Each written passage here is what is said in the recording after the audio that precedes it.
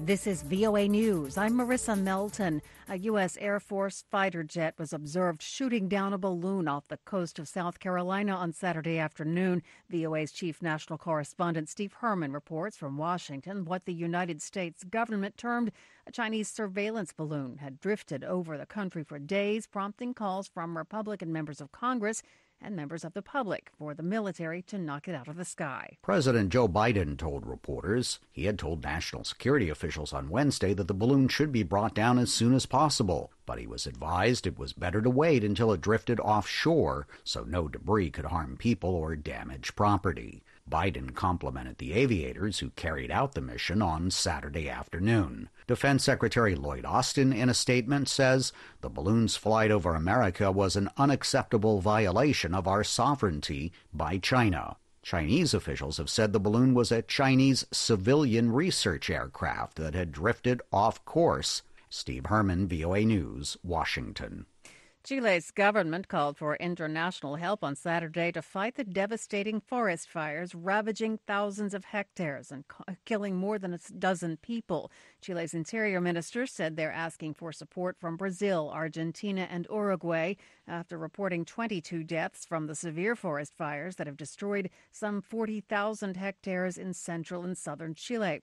Dozens of wildfires blazing through the country caused the government to extend an emergency order on Friday, as a scorching summer heat wave complicates efforts to control the blazes. Pope Francis, along with the Archbishop of Canterbury, Justin Welby, and Church of Scotland moderator Ian Greenshields, took part in an open-air ecumenical prayer vigil at a mausoleum for South Sudan's liberation hero, John Garang, on Saturday. This is VOA News.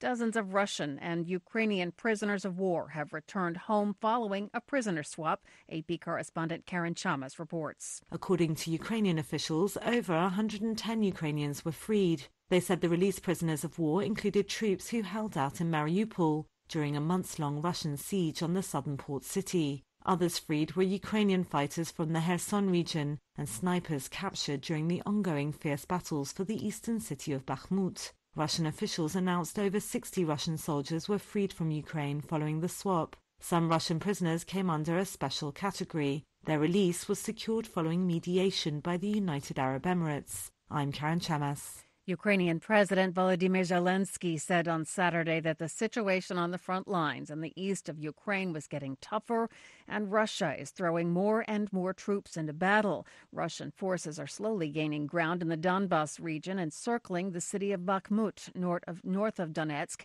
and battling to take control of a nearby road, which is a major supply route for Ukrainian forces. They're also trying to capture Vuhledar, southwest of Donetsk.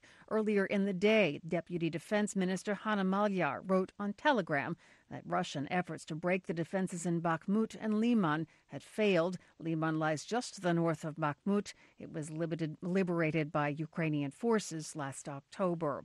A jury in the United States has decided Elon Musk didn't defraud investors with tweets in 2018. VOA's Tommy McNeil has more. The verdict by the 9 jurors was reached after less than 2 hours of deliberation following a 3-week trial. It pitted Tesla investors represented in a class action lawsuit against Musk, who is CEO of both the electric automaker and the Twitter service he bought for $44 billion a few months ago. In 2018, Musk tweeted that he had the financing to take Tesla private, even though it turned out he hadn't gotten an ironclad commitment for an aborted deal that would have cost between $20 and $70 billion to pull off. The verdict is a major vindication for Musk. Tommy McNeil, VOA News, Washington.